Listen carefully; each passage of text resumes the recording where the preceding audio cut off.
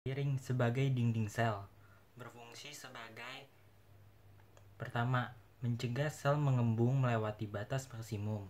Kedua, melewati berbagai jenis zat untuk kebutuhan sel. Nasi sebagai membran plasma.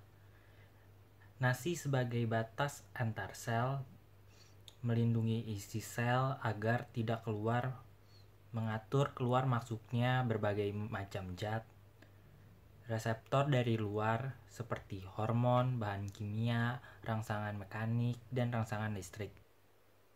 Potongan cabai sebagai sitoplasma memiliki fungsi sebagai tempat berlangsungnya metabolisme sel. Telur sebagai nukleus berada pada bagian paling dalam dari sel tumbuhan.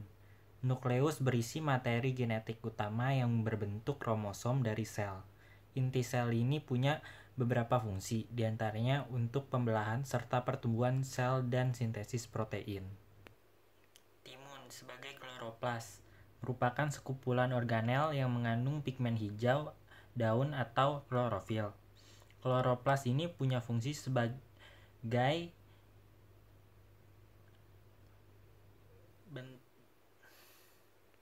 fungsinya sangat penting bagi tumbuhan untuk bisa berfotosintesis dan memproduksi makanannya sendiri.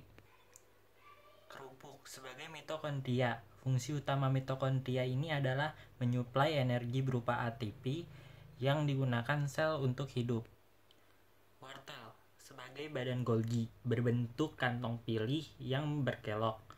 Badan Golgi ini punya fungsi untuk mengeluarkan zat-zat kimia keluar dari sel. Labu sebagai RE atau retikulum endoplasma adalah organel yang menghubungkan nukleus dengan sitoplasma. Fungsi retikulum endoplasma ini adalah untuk mengangkut sintesis lemak sebagai lokasi penyimpanan berbagai senyawa seperti steroid, fosfolipid, dan glikolipid. Potongan bawang bombay sebagai vakuola punya peran sebagai wadah penyimpanan sel.